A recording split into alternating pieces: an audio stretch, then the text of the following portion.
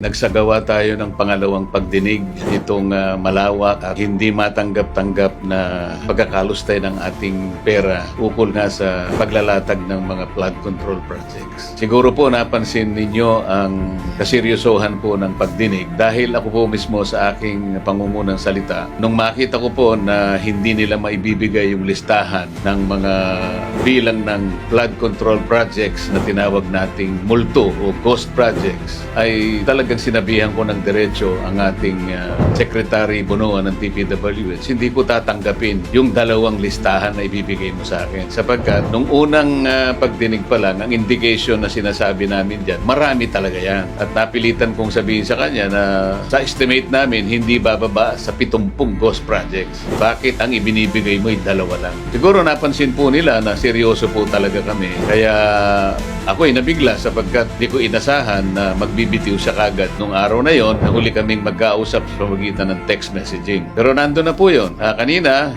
na lumitaw po na sineryoso din namin sapagkat alam namin yung 15 contractors na yon ay maaring natatakot na magturo ng iba pang mga sangkot dito sa maanumalyang pagkakalatag ng flood control project. Pero binigyan natin sila ng alternative. Pinayuhan nga namin ay consider nila yung magbayad na lang sila ng danyo sa gobyerno at ituro nila kung sino yung mas may pagkukulang dito sa mga bahagi ito. Kanina po sinabi namin, kinasangkapan na namin yung AMLAC, titingnan po kayo ngayon at sa pag-umpisa ng aming pagdinig, sila rin ay nakahanda na rin magsagawa ng sarili nilang pag-iimbestiga, maaring ma-freeze ang assets ninyo. Nakiusap din kami sa immigration na magpalabas sila ng lookout order, baka sakaling ang iba po sa kanila o sa inyo ay nagtatangka na umalis ng bansa. At yung pick-up, sinabi namin, yung chance na ma-revoke ang mga lisensya ninyo, nandyan din. Of course, ang DPWH at saka yung Civil Service Commission, kapwa sila merong karapatang magpataw ng preventive suspension sa kanilang mga airing officials at mga empleyado. So, siguro po napansin niyo na seryoso po kami talaga na matuntun natin kung sino talaga ang may kasalanan. Yan po naman talaga ang tinatahak na direksyon ng ating pagdinig. Yan lamang po kayo at magantay-antay po ng konti kasi mabigat po talaga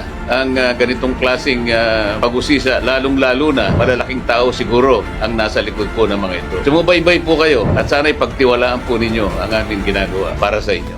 Salamat po.